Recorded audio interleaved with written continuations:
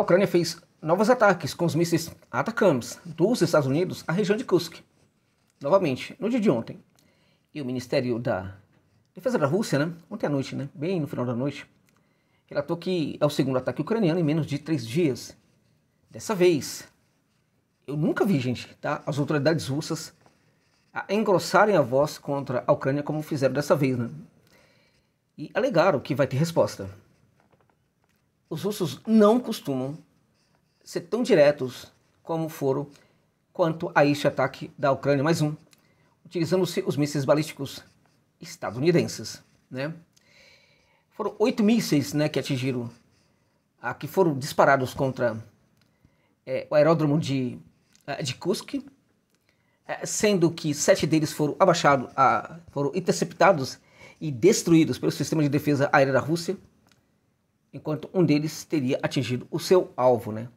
O campo de aviação de Kursk-Vostochny teria sido o alvo, né? Todos os mísseis foram interceptados, como eu falei, e um deles pelo sistema S-400 e também o sistema de defesa de mísseis Patsir, né? Talvez o mais sofisticado do mundo, né?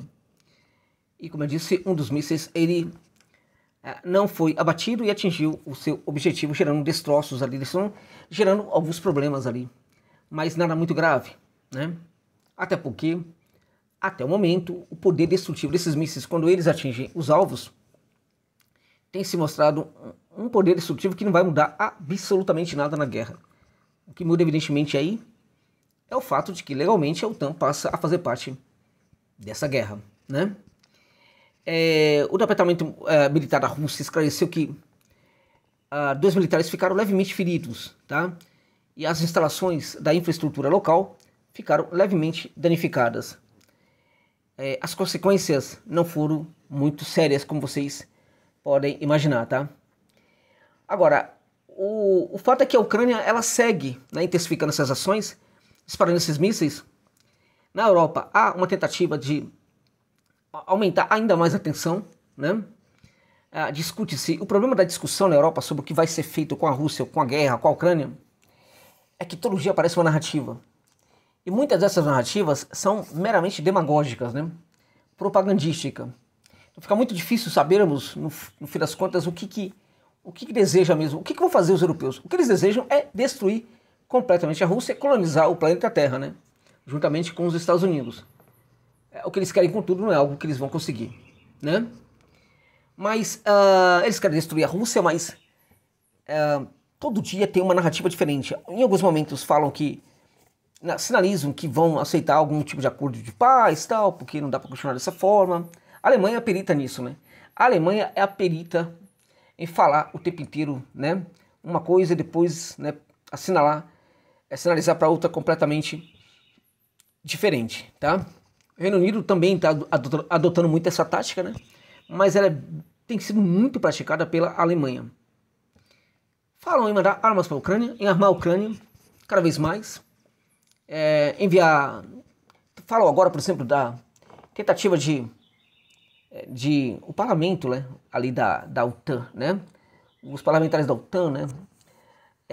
Que falaram sobre isso, né? Sobre a possibilidade de enviar mísseis de médio alcance para a Ucrânia, inclusive os Tomahawks dos Estados Unidos, né? Então, gente, assim, os europeus estão completamente perdidos, né? Totalmente perdidos. Impressionante como a colonização praticada pelos Estados Unidos contra a Europa danificou o cérebro, né, das lideranças europeias, né? Mas o fato é que nos bastidores há uma autorização para o Zelensky fazer aquilo que ele deseja. Se quiser atacar, que ataque, está tudo muito bem, né? Estamos aqui na base de apoio, vamos enviar armas, tudo que a gente puder para você, tal, enfim. Nos bastidores é isso o que está acontecendo. E é por isso que o Zelensky segue a fazer esses ataques. Ao mesmo tempo, é impressionante como todos os portais da mídia ucraniana relatam o pavor que está acontecendo hoje entre os políticos da Ucrânia quanto a um possível novo ataque da Rússia com um míssil Aryashnik ou um outro. Fala-se até em outro míssil que a Rússia poderia utilizar. Eles começam a desconfiar. Neste momento, daquilo que eu falo para vocês o tempo inteiro, a Rússia possui outras armas, né? Algumas delas especialmente reservadas para a OTAN, né? Então, e aí o pânico lá em Kiev gera narrativas também que nem sempre são reais, né? Como as narrativas agora de que a Rússia nem sempre são reais, mas que nem sempre dá para saber o que são, tá? Neste momento eles falam sobre a preparação na Crimeia, né? A Rússia estaria se preparando na Crimeia para o lançamento de um outro míssil balístico contra a Ucrânia, tá? Eles falam também que um outro míssil balístico pode ser disparado de Astrakhan, né? De onde partiu o Aryashnik, que destruiu a Smash lá de Dnipropetrovsk. Mas eles falam, por exemplo, que agora a Rússia estaria, né, preparada, já está se preparando para fazer um novo ataque, né? Esse ataque vai ser provavelmente aquilo que eles imaginam neste momento, né? Aquilo que eles falam. Provavelmente há um outro grande objetivo militar lá na Ucrânia, tá? Curioso, né? Que os jornais ucranianos começam a falar que a Rússia vai fazer um ataque contra um objetivo militar lá na Ucrânia, porque eles não falavam isso, né? Os russos eram os perversos que só atingiam a população ucraniana, tá?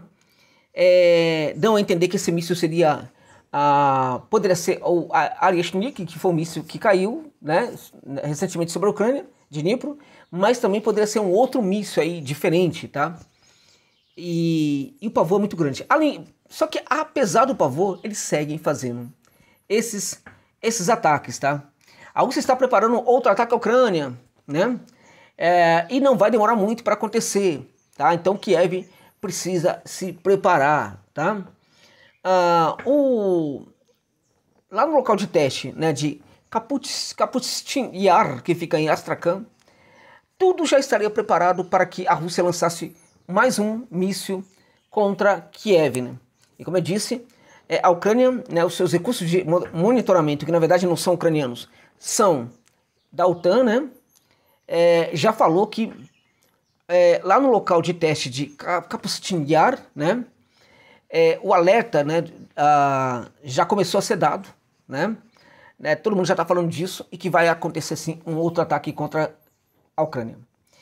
Bom, detalhe importante sobre esse ataque a Kursk é que a Rússia teria, né, utilizado esse local aí, esse aeródromo, né, para guardar algumas do seu sistema de baterias antiaéreas, né?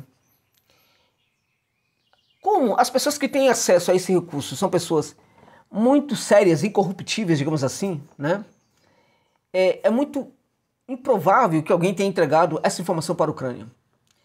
E aí a Rússia deduz que a Ucrânia fez a descoberta sobre este local em virtude dos satélites estadunidenses. Ou seja, isto configuraria novamente uma outra participação estadunidense no conflito da Ucrânia, tá? Bom, enquanto a Rússia não faz esse ataque aí com os mísseis balísticos, né? A Ucrânia confirmou que um ataque muito poderoso aconteceu em Kryvyi Rog, tá? E este ataque teria sido com Iskander, tá? Houve um ataque aí que, enfim, um ataque que aconteceu em Termopol, né? Que fica na parte ocidental da Ucrânia, tá? É mais um ataque às linhas inimigas que ficam na retaguarda, né? Porque esse território é bem ocidental. E este local aí, atingido, teria sido uma subestação elétrica, tá? Eu tô falando teria sido, porque é esta informação que está sendo entregue por meios russos e também ucranianos. Teria sido, né? Agora, essa subestação ali de Termopol, ela é muito importante, tá? Importantíssima para fazer com que a energia chegue à casa dos consumidores naquela parte mais ocidental da Ucrânia. Um ataque a esta subestação pode ser algo muito assim, danoso para a Ucrânia, mas eu estou falando de danos provavelmente irrecuperáveis. As autoridades ucranianas já falaram sobre o assunto, falou que já não tem mais controle sobre a energia no local, né? Não tem mais controle também sobre a distribuição da energia, não consegue mais, inclusive, prever um calendário de uso de energia, né? Não há mais como, perdeu completamente a condição de estabelecer um calendário em virtude do que foi destruído nessa subestação, tá?